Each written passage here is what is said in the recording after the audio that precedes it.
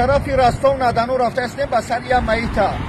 ما دیده شد در میلوروفسکی رایون رفته هستیم. بگذار همین ویدیوی من چکار شوه خیب شوه، بگذار پست بلند گپ زنه.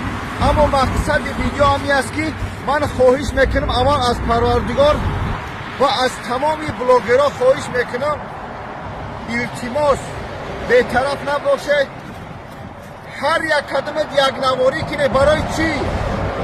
هر یک قدم ما برای سخنو 10 تا 20 تا تا 100 تا یا 2000 3000 بچه‌ها یا کودکای پادپیس داریم. برای آنه که ما ویدیو کنیم باید بفهمن.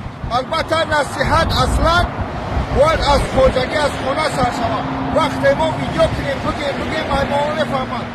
دودرکای جون حلوانی و زوری در کورچه زنی نه. خلاصه از اینکه پروردگار ما را هیچگاه حق نداده که یک بنده را به قتل برسونیم.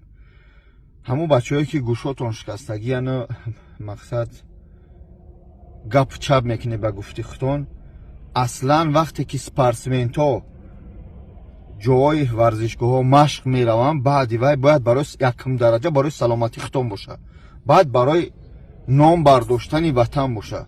شما را چیو با کورچه بازی چیو پروتیفی کورچه برآمدن چی الله رحمت مغفرت کنه دودرکه. خواهش میکنم احتیاط باشه. حق یک بنده را، حق یک سپارسمنت، حق یک چی میگن انسانی که پروردگار در این دنیا آفریده اش که وای باید زندگی کنه نگیره و به قتل نرسونه. دودرکا بخونه و نامبرداری وطن شوه. از همه بلاگرها خواهش میکنم که یک ویدیویی کنن تا جوانان ببینن. میدونم که یک خیلیش نصیحتی پدر مادرش نمیگیره، اما یک ویدیویی کردن در کار. همین بلاگران هم انشاءالله یکی از پایه های وطن هستیم انشاءالله.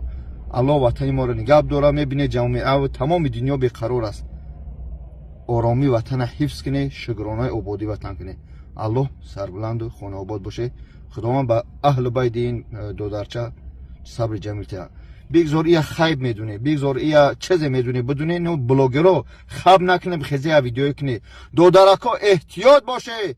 پروتیفی کورچه رفتن نمیشه. آنو شگری همو چی میگن گروه تشکیل کنی تو گپ خبر کنی تو انا گوشه با پیولا نشکنه و مشق از تحت دل کنه و چیکار کنه نام وطن برداره نه که پروتیفی کورچه بروی.